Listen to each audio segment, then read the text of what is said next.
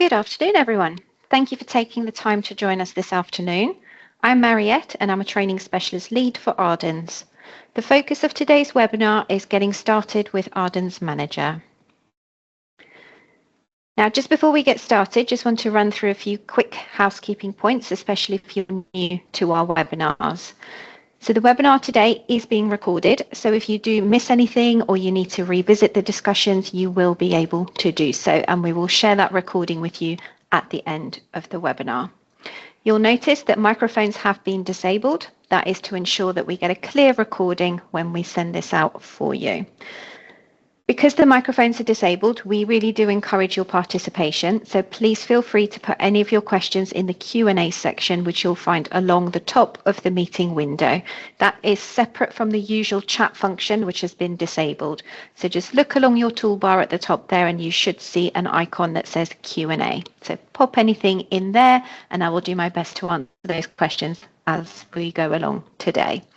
The session is expected to last roughly about an hour. That depends on how many questions we get, but we'll try and stick to that hour as much as possible. Finally, if you do have any audio issues, the best fix is usually just to leave the meeting and then rejoin. Here is a rundown of what we are going to cover in today's webinar. So we're going to have a look about Ardens, who we are and what we do, how to access Ardens Manager. We'll cover your user management and account settings, as well as general navigation and understanding those key functionalities. And we'll finish off with what training and support is available as well. Now, before we dive in, it would be really helpful to understand who we've got with us today. So I'm just going to launch a quick poll. If you could just let us know on there what your role is.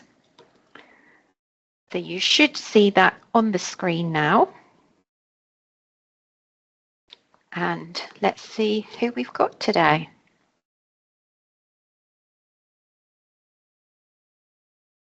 So a few practice managers, some practice admins. So far, only practice level staff and no ICB or PCN staff. Brilliant. Thank you very much for letting me know that. So let's dive into the content.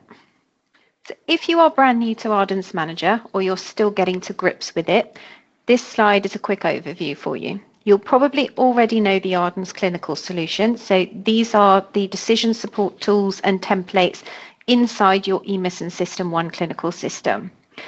The aim there is simple, to make it easy for everyone in the practice to record the right information in a consistent way during any of your patient interactions. Because the data is captured cleanly and in line with any best practice and contractual requirements, it sets you up for much smoother reporting later down the line. Ardens Manager is your next step. So once the activity has been recorded in your clinical system, Ardens Manager pulls all that data together automatically and presents it in a clearer, more usable way. Beyond those headline numbers, you can also drill down into your patient level detail and use any additional analytics, things like demographics and other views, to help you understand who the patients are behind your activities. So the key message is that they are two separate products, but they work together.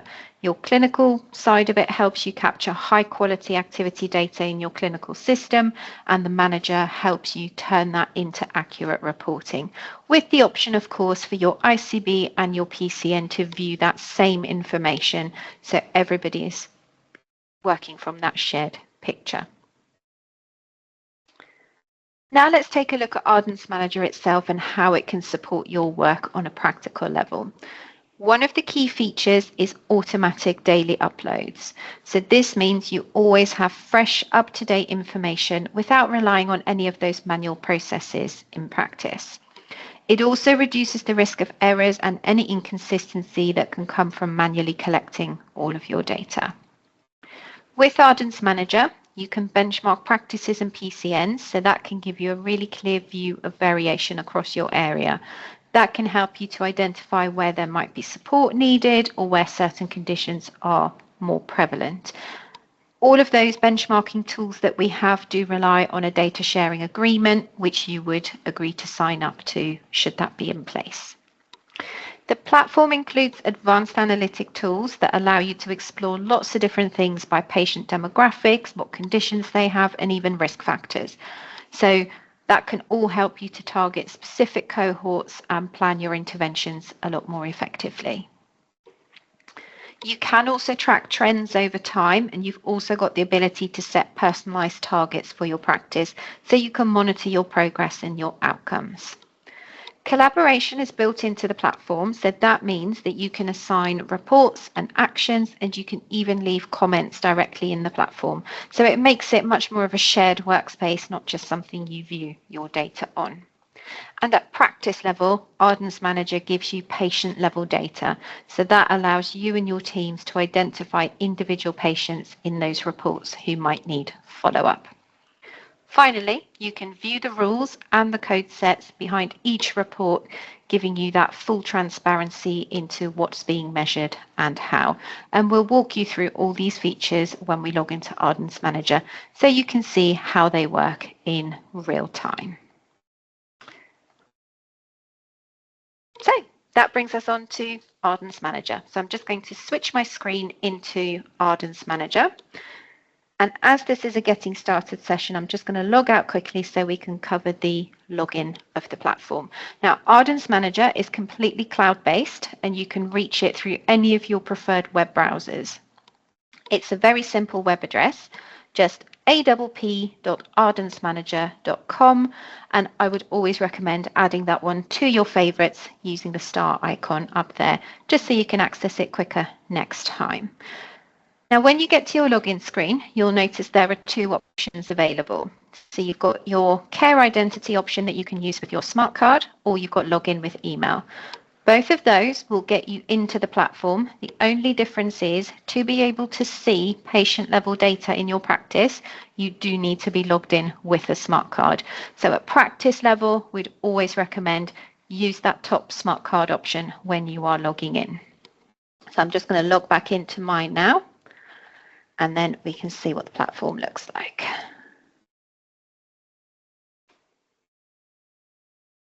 There we go, we're logged into the platform. So a bit of general navigation around your home page and what you will find on here. So working from the left-hand side, you've got your automatic uploads widget. So if you're quite new to Ardens Manager and you're still going through the setup process, this is where you can track where you are in that process. So you've got various ticks for the different stages until you get to the active stage where you've got a tick in the box there. That means you're fully set up and ready to go. In the middle here, you've got your update section, so that will show you any information that we're communicating with you, whether that's new features we've introduced or any other important bits that you need to be aware of. And finally, over on the right-hand side is your task menu. Now, there's lots of different things that can appear in there, and we'll cover those as we go through the session, but some of the key bits to point out is in your task menu will be some of those initial tasks you need to complete when you are setting up your Ardens Manager. So that will include data sharing agreement, terms of supply and use, and getting those auto extraction things set up. Next, let's take a look at your account settings. So on your home page, you've got the account settings button just here. I'm going to click on that one. Just a little caveat here, this is a demo system, so my lists are huge on here, but you will not have half as many names in your system on the left-hand panel here. But if we work from the top of the screen in the various different settings you've got. So first of all, when you open settings, you will have your own profile where you can make any changes if you need to. The bit to point out here is that you have got a security tab available. What that does is it allows you to enable multi-factor authentication for your account. So if you do ever forget your smart card and you need to log in with your email address, your account is then secured using multi-factor authentication. That works with most of the third-party authentication apps available. As we work our way down, you'll see there's an organizations section just underneath your name. That's where you will see the name of your practice. So I'm just going to use Garden View Medical, which is my demo site. Click onto that one and everything opens to the right-hand side. Now in here, you will see your details. So this is all of those key details you need for your practice, including your ODS code, what IT system you have. You've got groups. So this shows you the data sharing groups that you belong to, that you will have signed up for. You can see that automatic uploads have been enabled. And you've got all of your processing agreements in here. So if you do need to get back into any of those data sharing agreements and processing agreements, you can access them all in here. Just a simple click and that will load up the details for you. You can even download it should you need to. As we move on to the rest of the settings here, you've got another tab that says users, and this is where you will add any additional users to your platform. Now there's two different access levels. You've got system admins and you have staff members. Both of those can do anything in the system. They can see anything in the dashboard. The only difference there is your user management. So system admins only can add any new staff, they can remove staff, and most importantly, they can enable patient access. So that brings me on to this final column here, which is patient access. For you to be able to see the names of the patients in your reports, you do need to be enabled for that. So anybody in your practice who is listed as a system admin can enable that for you. Simply click on the three little dots at the very end, and there you will have the option to enable that or disable it. So that is entirely your choice who you provide that level of access to. Once you've done that, so long as the user is logged in with the smart card, they will then be able to see the names of those patients. That little sub menu there using the three dots, you can also use that to make someone a system admin or remove them as an admin. And you can, importantly here, remove them from the organization should they leave your practice. Adding staff is really simple. You just click on the big blue Add Staff button in the top corner there. Add in an email address, click OK, and then just complete three fields: first name, last name, and a job title. Select one from the drop-down menu that matches as closely as possible. You can also choose at this point to make them an admin if you want to. Click OK. We will then send them an email in the background inviting them to join the platform, where they can then click the link, create their account, and then they will be good to go. Just a little important note for you there. Once you've added your member of staff, you'll see at the very bottom of the dashboard, there is a pending members category. So anybody that you've added will sit in there until they have activated their account. Now, the reason I point that out is you'll see while they're in the pending stage, you can't enable their patient level access or make them an admin. So you would have to wait for them to accept that invitation. If they can't find the invitation, you can always resend it through this menu. And then once they've logged in for the first time, they'll move to the active stage, and there you can make any changes if you need to. That's it for your user management. So I'm going to click back to home, and that will take us back where we started. Now, today is all about learning how to navigate yourself around the platform, how all the different features work. So we won't be covering lots of different dashboards. We'll be focusing a lot more just on what the features do and how you would navigate your way around the platform. So to get us started, we're going to come over to the far left-hand side on this left-hand panel, and you'll see that all of our dashboards are grouped into various different sections. So you've got governance, which have got your CQC reports in. There's services, which looks at everything from a best practice perspective. So that's your day-to-day dashboards, whether it's appointments, looking at prescribing, maybe vaccinations, or even your population. Then you've got contracts. So the contracts menu is where you will find anything and everything contract related. So that will be QoF, Network DES, or any of your localized contracts if we provide that for you. To get started with, I'm going to start on the services menu. If anybody on the session today is following along on your own Ardens Manager, just give me a thumbs up and I will try and pace it so that you can click at the same time.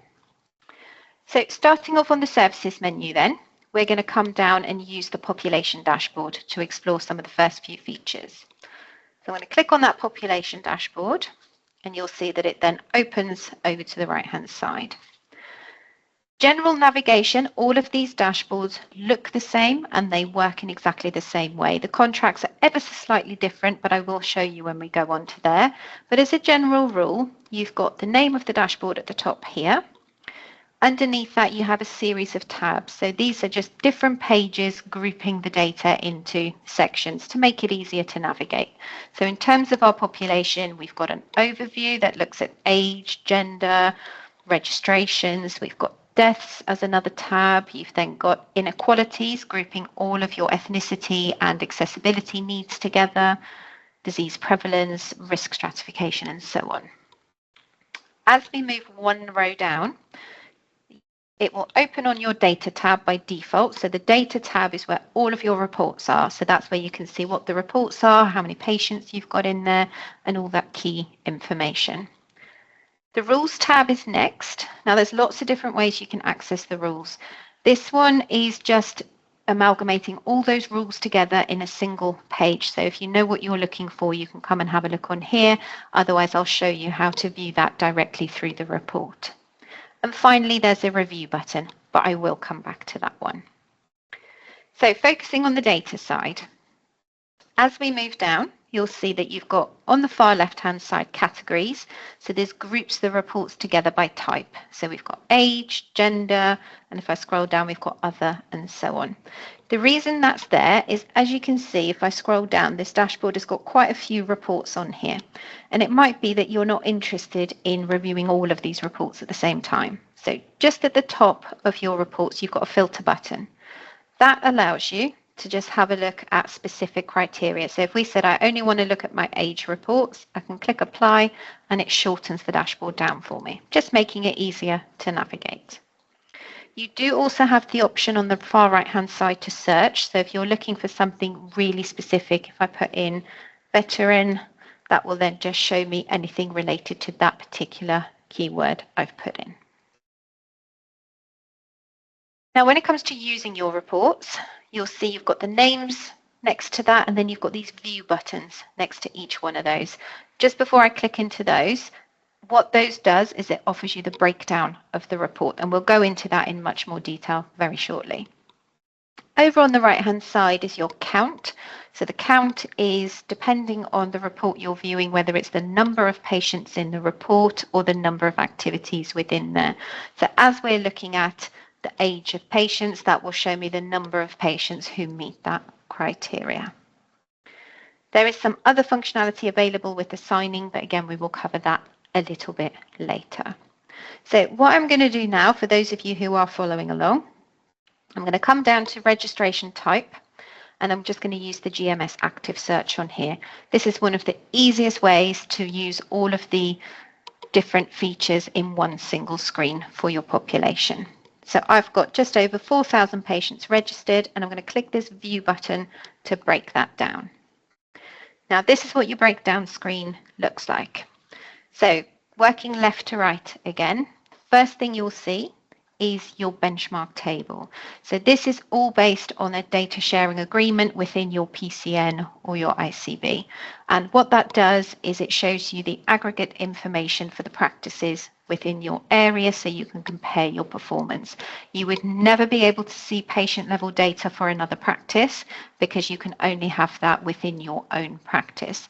But what you can see is what is on my screen right now. So I'm Garden View Medical. I can see I've got 4,000 patients, whereas the neighbouring practice Sunrise has got 8,000 patients. There is no data available for Willowbrook, but if there was, that would then show their data. We also include the Ardens Manager national average for you. So that is not the average for the entire UK. It is just for those users who use Ardens Manager. But it can give you a little bit of an overview as to where you sit in that scale. Moving on, your next tab along is your patient tab. So this is where you will be able to access the names of your patients. And once we go into the QOF dashboard, I will then show you how you can use your patient list. Moving over to the right-hand side of the screen, so this is where all of your detailed analysis will be, starting with a trend chart. So what the trend chart does is it shows you what your data is doing over time.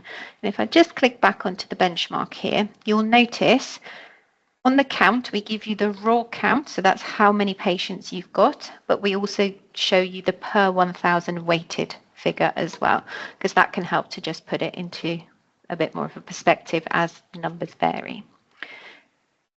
You can use this slider on the right-hand side of your chart to view the trends either based on per 1,000 or the actual raw count instead. So if I tick that one, you'll see the lines change and it gives me the raw figures instead. Lots of different lines on here. So your practice will be the grey line, and you've also got your ICB average and your PCN average. Again, it all depends on what your data sharing has been set up as.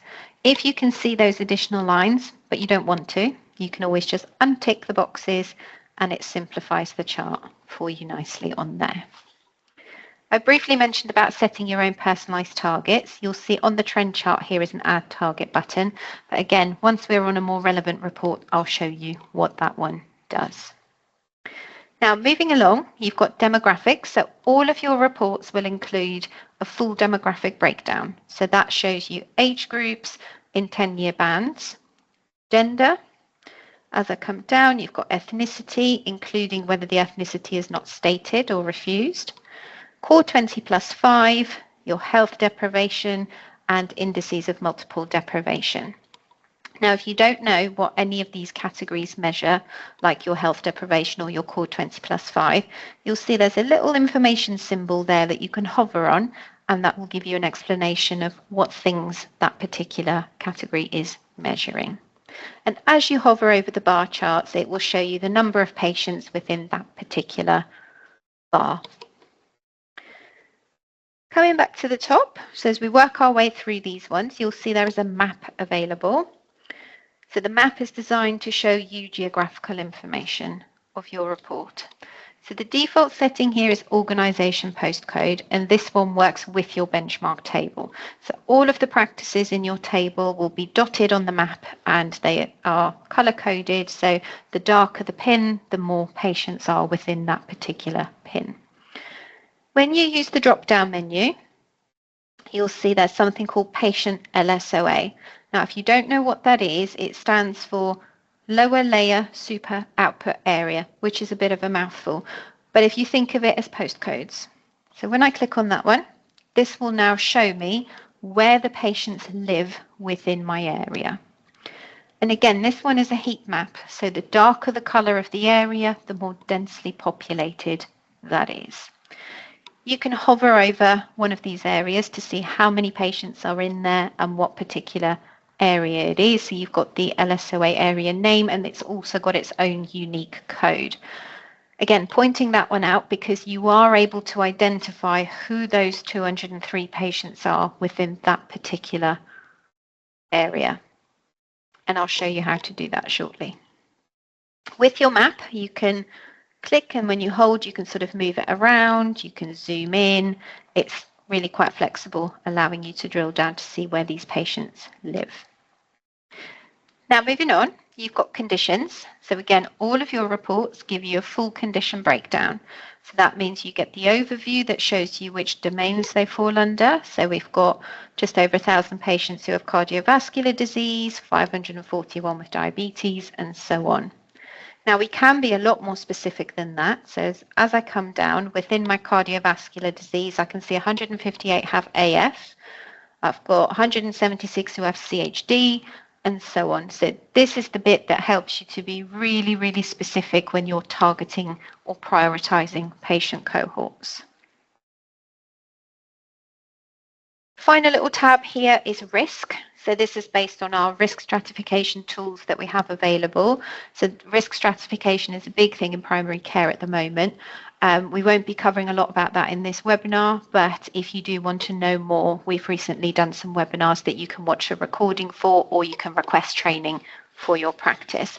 But in essence, we have lots of different risk stratification tools available in here. That includes Bridges to Health, which is a whole population segmentation, continuity of care RAG system. You've got Q Admissions, Johns Hopkins, Q Cancer, Your Q risk 2 and 3, you'll see there's two different models for that one. You've got your recorded model, which pulls any of the coding recorded in your patient records, or you have the predicted model that will predict what the likely status of that patient is.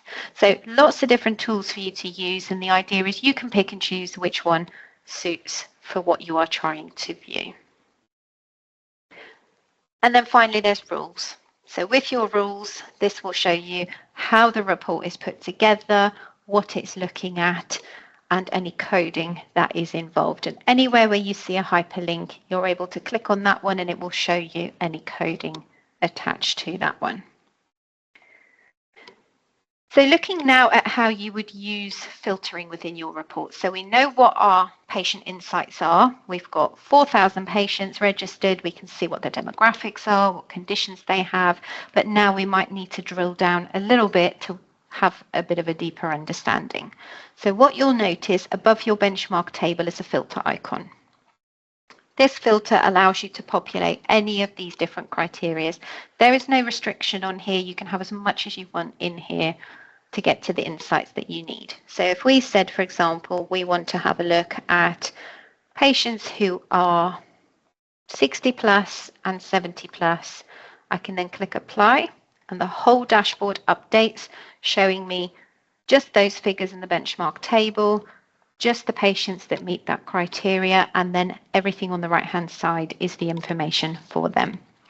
At this point, I might want to drill down a little bit further. So I could have a look at conditions and think, okay, let's have a look at all those patients who have cardiovascular disease within that age group. So I can open up the filter again, come down to my conditions, and if I said cardiovascular, I can choose whether I want all of the cardiovascular conditions or maybe just AF and coronary heart disease. Again, click apply, and my list and my whole dashboard updates accordingly. So it's a really useful tool to be able to really quickly target any of those patients that you might need to.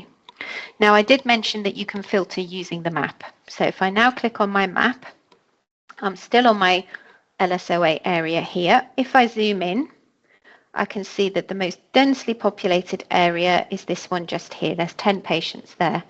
To see who those 10 patients are, if you hover over the code, I can click copy. That will copy to your clipboard. Come back into your filter and you'll see there's an address field in here. And within the LSOA category, I can then paste it in there. And then if I click apply, I've now got those 10 patients to hand. So super easy to work through those if you need to. So that is your basic breakdown of how your reports will work. There are some other breakdown options available as well in some of the other reports, but as standard, all of your reports will have those fields available. So I'm going to come off this report now, and this time we are going to have a look at the contracts. So within my contracts menu, I can click on the QOF 2627 dashboard. And for the next part, we're going to focus on using QOF searches. So as this is not a specific QOF session, I won't go into the QOF dashboard in too much detail because it's more really about using the features.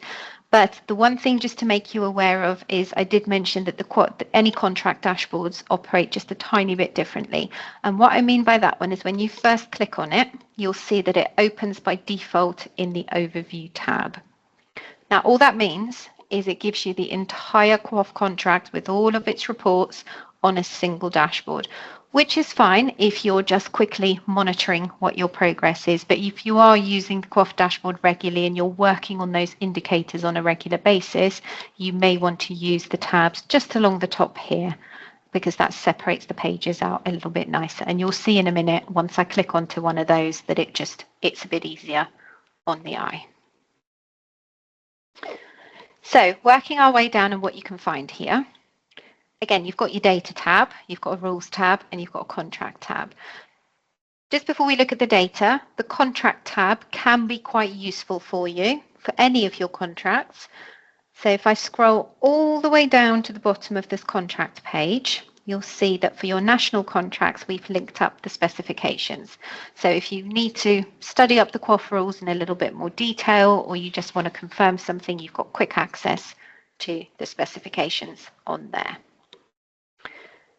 Right, now coming back to the data tab, the way that your QOF dashboard works is you'll get an overview of the points at the top here. So every day your data uploads freshly, you will have a new set of points achievement available here. Your QOF dashboard is designed to be really, really visual. So that means you have these nice little tracker bars so that visually you can see how close you are to your minimum and your maximum threshold. And we've also given you what those percentages are as well. You've then got an achieved column. So the achieved column is based on a traffic light system. So red means you're below the minimum threshold, no points. Amber, between the two thresholds, and you'll gradually start to see your points accumulating in the points section. And then you've got green, which is maximum points achieved, and that will then maximize your points on here.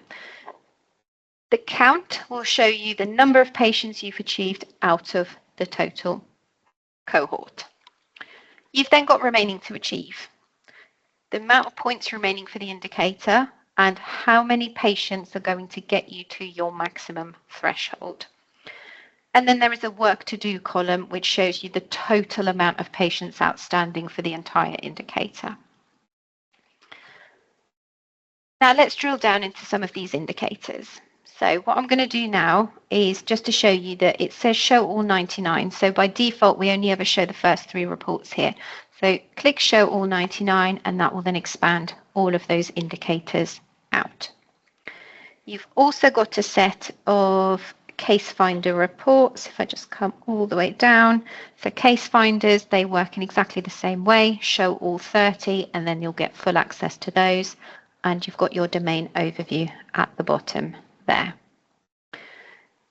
So the first example I want to focus on is childhood vaccinations.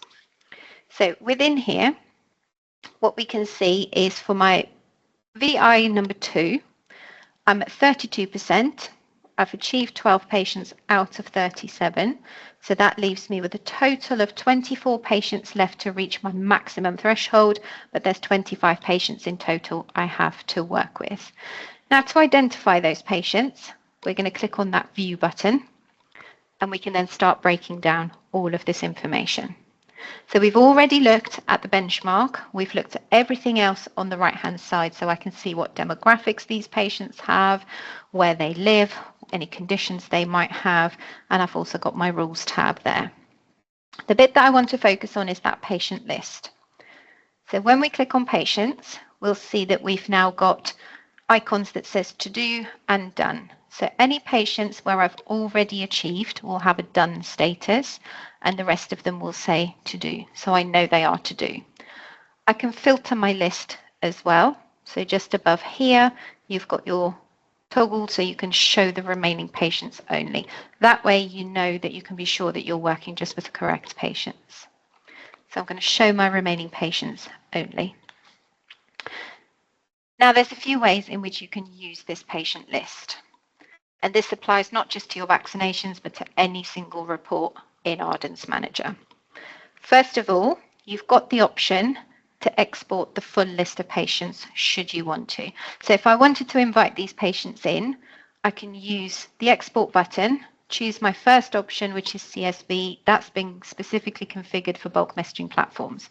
So I can click that one, download the file, put it into my messaging platform and invite these patients. Alternatively, you've got the second option, which is for your clinical system.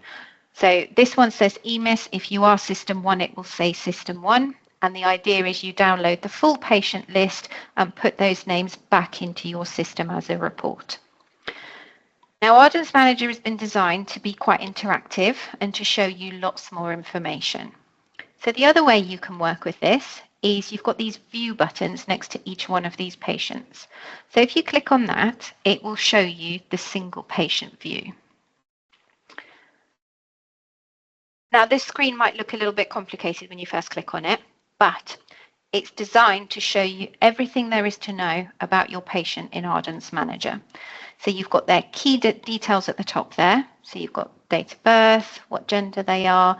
You've got a summary at the top here of their risk categories that they fall under. So whether they are indices of multiple deprivation, you've got bridges to health, all sorts of things. Over on the right-hand side of the screen, because this is a child patient, there aren't any icons, but you will see some icons on the right hand of the screen indicating what conditions they have, if any. Now, what this section at the bottom does is it shows you every single work to do report your patient is associated with in Ardens Manager. So in total, I can see that there's 16 work to do items for my patient. Now, it might be that you don't want to focus on all 16 of those, but the value here is that you've got the option to quickly look to see, is there anything else outstanding, seeing as you're going to be making contact with this patient. So as we're looking at QOF, I may want to come directly to my contracts tab, and I can have a look here to see what else is outstanding. So I know I'm going to call them in for their MMR vaccination, but I can see that also outstanding for the DTP vaccine as well. And the same for any other patients you're looking at. So that means you've got one contact with the patient and you can maximize every opportunity with them. Once you know what you're doing with this patient, you've then got right in the top corner an open button. So what that button does is it launches the patient's record in your clinical system for you. Now, you do need to have Ardens Desktop installed for that function to work. It's really quick and simple to install that, and we will give you the support article at the end of this with the instructions on there. But that forms basically the connector between the two systems. So once you click that button, you will just launch the patient's record instantly so you can carry on working. Now, something else you can do with your patient list, I'm just going to close this screen for a moment.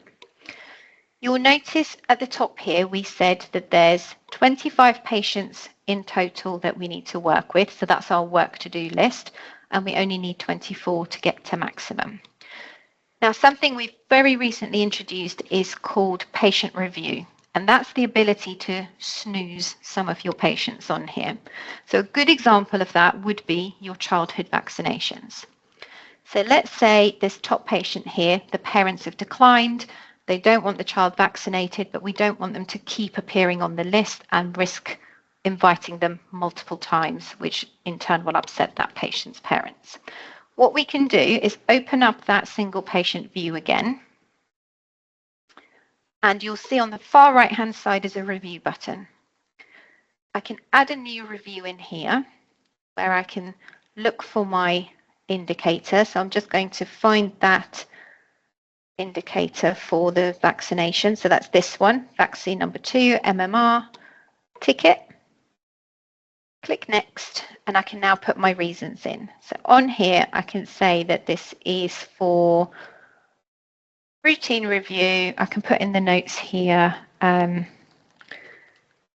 declined, and this is the important bit, your snoozing options. So you can choose whether you want to snooze indefinitely, which basically means forever. You can take them on the snooze list or until a specified time. So let's say this patient, you've contacted them, they're coming in 2 weeks' time for their vaccination, and you can put in a date in here. So if we said in a week's time, click select.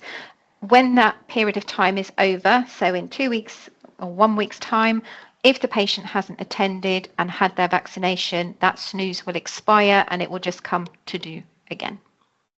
We can pop a reason in here, so I could just put clinical override, click next.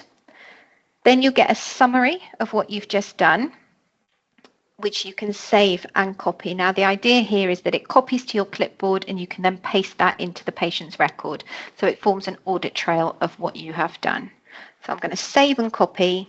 That saves that onto the patient's record. And then I can close this and we can now see that the status has turned to snooze. But also my work to do has now dropped by 1 patient. So it's a really nice way of having a ongoing work to do list without having lots of manual spreadsheets everywhere as to who you've contacted and what the situation is. And if you're handing this over to another colleague, say tomorrow somebody else is looking at the list, they can then come in here and see, okay, well, we won't call in this patient because they're snoozed, and I can see why they are snoozed. So it's quite a handy function which works really well for QOF, maybe for your prescribing reports or any other thing that you might want to have in there. So that's how you would use that function there. Now, the next bit to show you is our check patient feature, which allows you to check why a patient appears in a report. So for this one, I'm just going to go to my diabetes dashboard here, and I'm going to use a case finder report.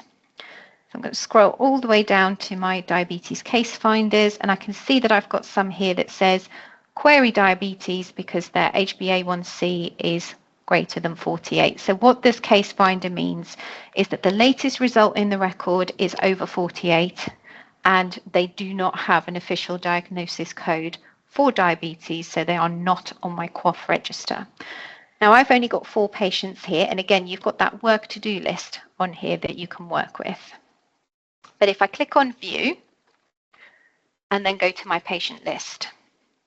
Now, under normal circumstances, you would open the patient records, start sifting through the records to find out why are they in here, when was the latest HbA1c result, and what's happened since. But what you can do now is next to that View button, you've got this question mark.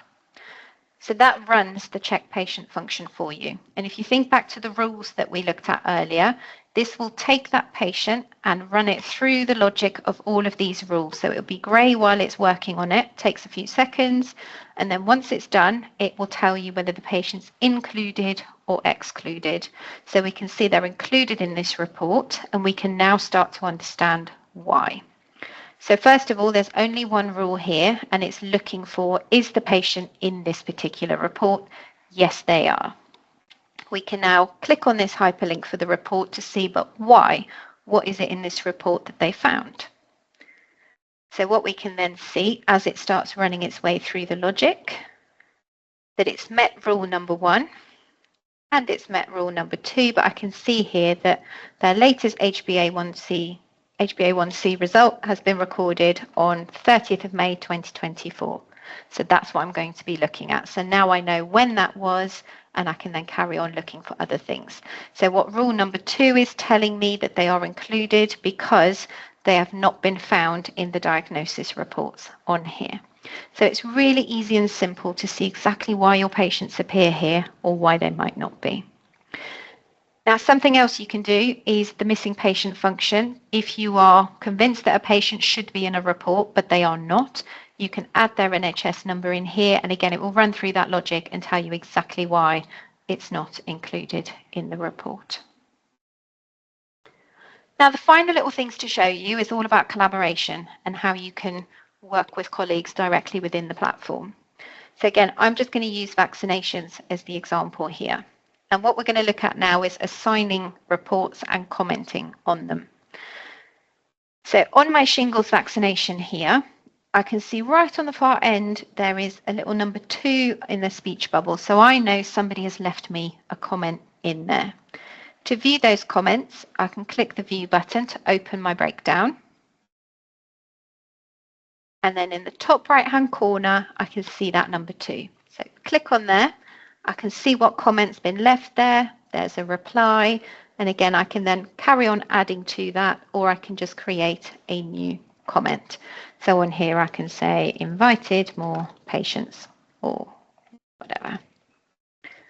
Click that little button there, and that will then save that on there for me. You can also assign these reports. So this little icon that is also on the main dashboard, if you click on there, that gives you the ability to assign reports to members of staff in your practice. You can have multiple people assigned to the same report, but what it does is it adds a personalized task to your task menu for you. So what that will do is if we now look at my task menu up here, it will have added a review task in here for me. So I've got here conditions, review my case finders, and it shows me exactly what I'm responsible for. So it's a nice little work to do list for me. Final thing to show you, and I'm going to come back to my services dashboard for this bit. So on my population dashboard where we were earlier, you'll remember that I mentioned there's a review tab available. Now your review tab is available for anything on services, so any of these services dashboard as well as your governance dashboard for CQC. And basically what that does is it allows you to record your audits on here. So let's say we were having a look at our risk stratification, for example, and we were going to be reviewing our predicted red patients, which are the ones with the highest need of continuity of care. In the top corner, you'll see a little yellow plus. So I can add a review on here, and I can say what I've done, reviewed this cohort, or whatever you want to put in there. You click OK, and that will then get saved on this review tab. So anything that you've done will be recorded in here. It works really well for the CQC dashboard. So if I show you what I mean by that, so I'm going to click on governance, and I'm going to go directly to CQC. If I was reviewing my DMARDs, maybe I'm looking at the methotrexate searches in here. Within my review tab, I've then got evidence of every single time I've looked at these reports and actioned something. Even if it is a case of no new patients to access, I've recorded this in here so that when CQC come, I have all of my evidence available to say that I am doing something with these reports. And it works well, not just for CQC, but for any of your other services that you want to just record some of that information for. So hopefully you'll find that one a useful tool on there. Final bit just to point out for you is there's a lot of dashboards on Ardens Manager, and especially if you're quite new to it, you might not know which dashboards we've got, what reports are on them. But to help you with that, you'll see at the top of any page you're on, there is a free text search here. And this is designed to search for anything that you put in there. So if I put in, let's say, PPA, if I was looking at my PPA reports, this will show me everything. So I know there's 22 things related to PPA. So there's one dashboard and it sits on my prescribing dashboard, and there's 21 reports available for PPA. So it's a good way to look for, does it have this? Yes, it does, or no, it doesn't. And whatever you've found, you can click directly on here and it will take you to that part of the dashboard. So hopefully you will find that one useful. So I'm just going to have a quick pause here and just check if there is any questions in the Q&A, which I can see there is. So Karim, you've asked, are PCN and practice dashboards grouped together within the various sections such as services, contracts, governance, etc.? So what that will look like is currently I'm logged in as a practice. Now, if I was looking at this from a PCN perspective, if I go to, let's find my PCN on here, Countryside PCN. It looks exactly the same. So again, from a services perspective, if I clicked on population, it looks exactly the same as what a practice will see. The only difference is that your numbers will be higher because you've now got access to more data aggregated for the practices. At group level, you can also use this organisation picker at the top. So currently we're viewing these figures as if it was for the PCN, but if I wanted to see what is the population for Maple Lane Health, I can click on them and the dashboard will refresh, only giving me their figures now. So the idea is that everybody, regardless of whether you're ICB, PCN or practice, you all see the same thing. It's just that the numbers will vary. And obviously, patient level data is only available to the practice. So hopefully that's answered your question. You've also got another one here for the appointments dashboard. Does it only show capacity by appointment type or clinician and staff user? Can you view trends such as appointments per day, per week? And can it show actual slots rather than slots created? So that's a great question. So as we've got some time left, I can touch on the appointments dashboard. So with the appointments, we're on services and we're going to click on appointments. And you'll notice this is a very, very detailed dashboard. So there's lots of things available on here. But to help you answer your question here, if I look, for example, on the DNA report here, I can click on view. All of the breakdown features are the same as what we've already discussed, but what you will have here is a staff tab available. So on this right-hand side, you've got the option to view this by staff role, And when you expand that, you've got the names of these members of staff as well. Again, that's practice level only. So if you're accessing this at PCN or ICB level, it will just say redacted. But certainly this will give you an idea of which members of staff the appointments were with. And then from an appointment perspective, you've got some options here. So with the appointment tab, you can decide whether you want to look at your local rota, which pulls directly from your system and what you've named them, or you can pick the GPAD mapping categories instead. So it really depends how you want to work with those ones. But if you pick your local rota, you can group it by rota or by the slot type instead. So hopefully that will help you to kind of look at this data. And then in terms of appointments per week or per day, you've got a timeline feature available here. Now the timeline looks a little bit overwhelming when you first click on it, but the idea here is that the date filter at the bottom gives you your context. So if I wanted to see which is the highest DNA rate for the week, I can use day of the week, or I could go by week, by month, and you can apply this logic to absolutely any single one of your reports on here. So if I come back to the main dashboard, I can have a look at all appointments.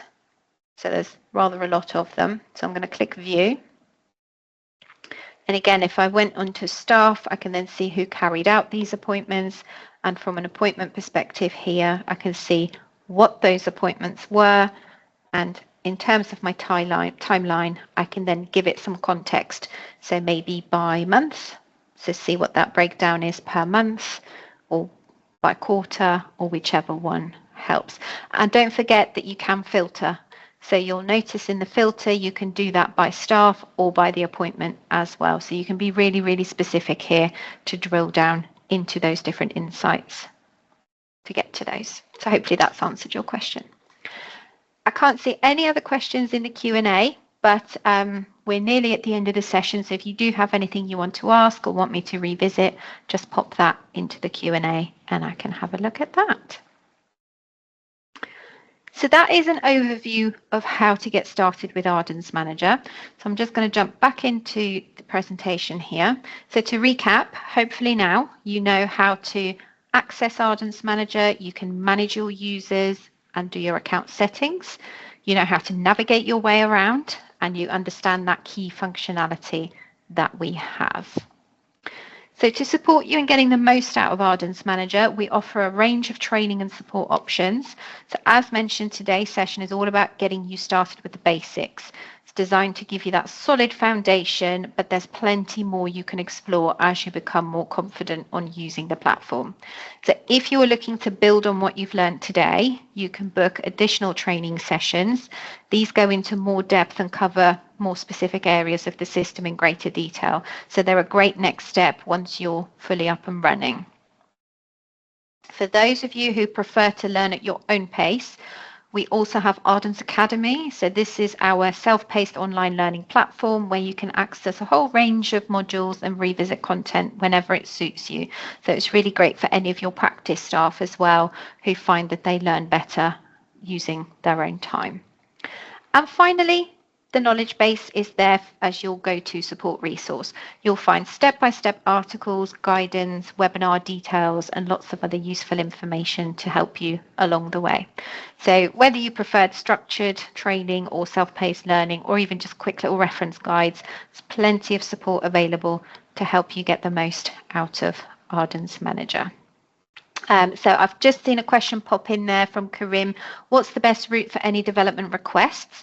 So we love to hear about development requests. It's nice to get your feedback on all of our things. So if you do have anything, you can either email the support team, or if you have a look on our knowledge base, there is a contact us button, and in there is a field for development requests.